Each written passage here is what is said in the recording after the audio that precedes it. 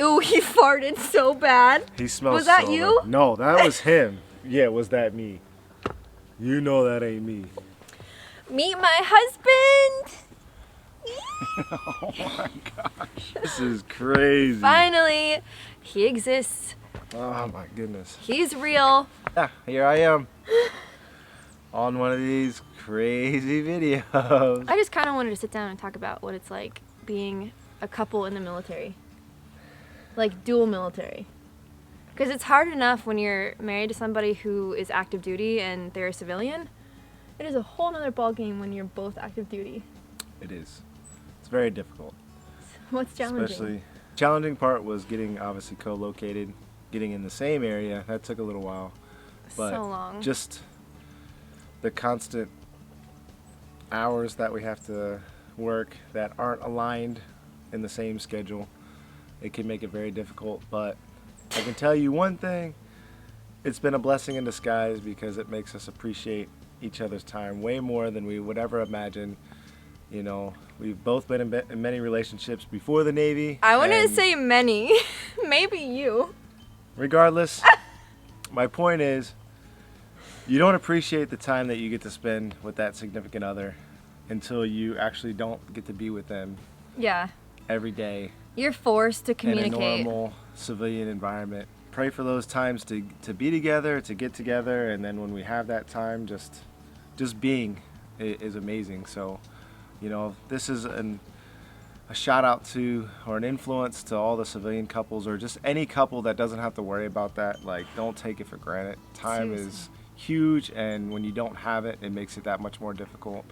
And we had to learn how to communicate apart from each other, which was very tough. But Yeah, I would tell him, I would say, I would be so jealous of couples that would argue, or I could see them out in public arguing because they're around each other enough to get to that point where, like, we are just praying for every moment to be together. And I know, like, we've spent the most time than we've ever spent in our entire relationship the past 2 weeks. Yeah. And I think we've gotten on each other's nerves a little bit, but, like, quickly snap out of it because Yeah, it's just a blessing to be here. it's funny to see someone get frustrated with the other person because we haven't had that time to be able to even get frustrated, but now that we can, we laugh at it because it's funny and we remind each other of the time that we were apart. And it's Right. like, hey, At least we can be able to get mad at each other now. Like, yeah.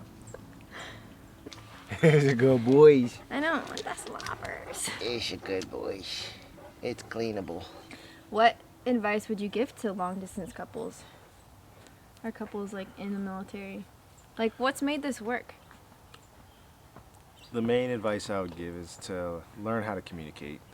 That is the best thing that you can do. It's hard, but I think it makes the relationship last a lot longer, being able to know how to communicate with your partner. You know, because when you're with that person every day, or you're at home and you're working in the same area, you never leave that area, and you're around the same people, you can build physical attractions with people, and those physical attractions can actually take over and blind you in what's a good relationship or what's not a good relationship. Right. Not being with that person all the time, it definitely lets you learn about the person. It definitely makes you learn about the person and see if you really want to continue communicating, because if you don't want to communicate, you'll find that out really quick. The physical Yeah. part is the you know, the cherry on top that makes it that much better.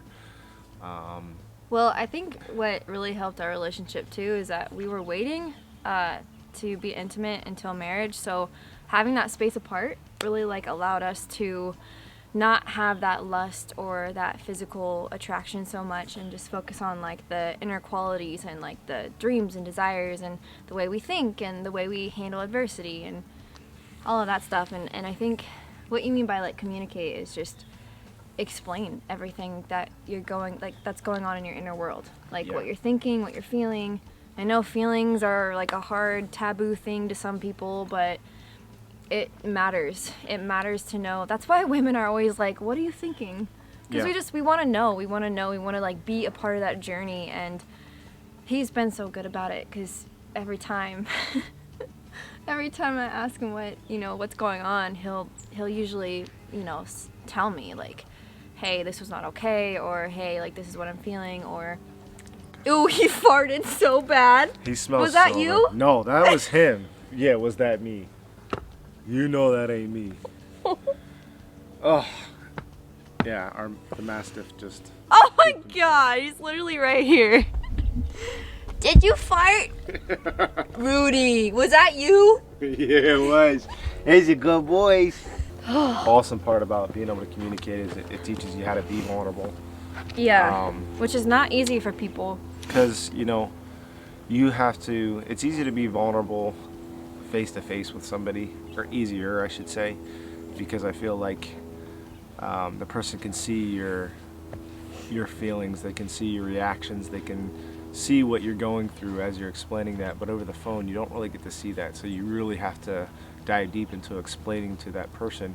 And then you have to think, after I explain this to this person, and she just never, are we never going to talk again? But when you're face to face, I think it's a little easier because you can retract, or you could kind of revert to something else Yeah. that may be physical, or just whatever to distract what was really going on. So it's nice to be able to have that vulnerability and be able to learn as you go to dive deeper into feelings and explanations of whatever's going on. It just makes it that much better, and we really get to learn each other that way. So yeah, it's definitely a good thing. It's taught me a lot. It's grown me.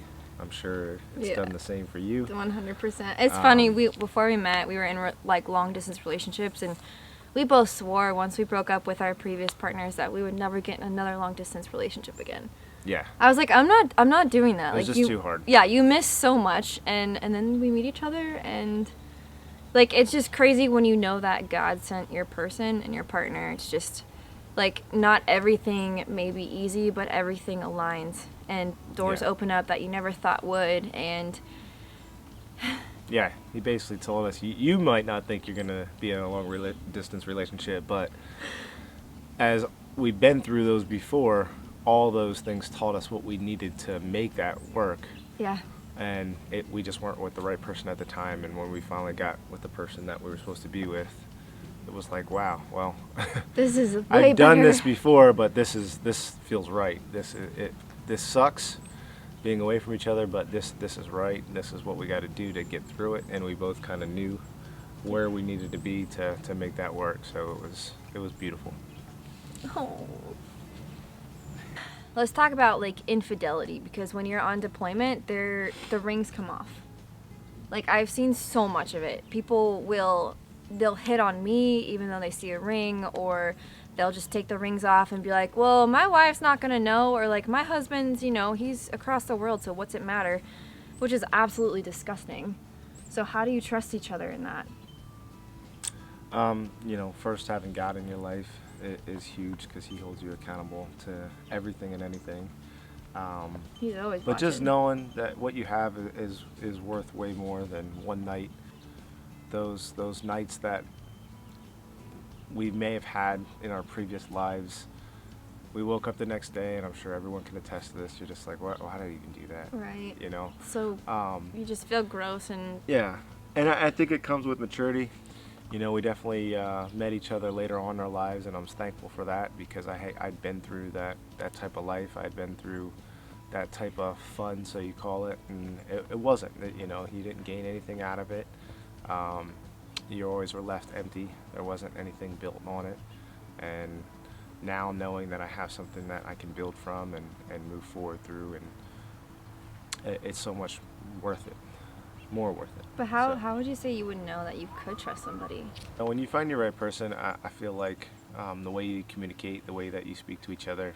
And don't be afraid to ask, I mean, like, what are you going for? What do you want? Anything can happen, in any relationship. I don't see everything being perfect, but I do see when you're with that person that you know is right and you feel is right, and you don't have insecurities with that person. I just feel like, she could tell me she's going out with whoever, and I'd be like, okay. Like, I know she's okay. I know she's going to be good. And I just have something inside that tells me that everything's fine. It's hard to explain, and I haven't always had that. You know, you may think, oh well, you just don't care or something like that, but it's not even that. Like, I care so much. I want to make sure she's safe, but at the same time, like, I trust that she'll make the right decisions. Well, I think it's about putting yourself around the right people too. Yeah. Like not getting drunk, not getting under the influence of anything, having For that sure. sober mind to be able to make the right decisions. For sure. Yeah. That definitely plays a big part. You know, the influence that you have around you is huge. You know, who you hang out with is what can happen or what Yeah. may be. You know, I find myself clinging to all the other married men because we find ourselves in the same boat. We like to go have fun. We like to have some drinks and enjoy ourselves, but we know at the end of the day we're out there for one reason, is to have a good time with each other and not to go further than that. So we find ourselves always hanging out and enjoying each other. So find the people that have the same similar lives as you, lead those lives, and stick to them. You know, if you find yourself hanging out with people that have complete opposite lives than you, it's going to deter you from what you're actually trying to do, or Influence for sure. yeah, or influence you into something else that Even you're- if you think you're strong enough, people rub off on you. Yeah, I agree. This is my husband's. I'm finally on video and I am out. He's done. This is all you guys get. I am Shae Taylor. Let me know if you guys want to see anything else. And feel free to connect with me on Instagram. Yeah, just me, but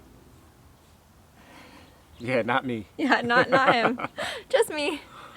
Anyways, we'll catch you guys later. Was that so hard? 1, 2, 3. Go. How's this look? Fantastic. It's just, why are you so mad? I'm being forced to do this, by the way. Here. Yeah, I'm very camera shy. No, it just took some wine to coerce you. So, we're good. I might need another bottle. Oh my gosh. Okay. Hopefully you'll be able to get some more, I'll be able to get some more content with him. We'll see. Like I said, I had to give him a little bit of wine, but You owe me some more now. once Listen. again, It's a little while to warm up. He's a little slobber mouth. Yeah, he's not pretty right now. I usually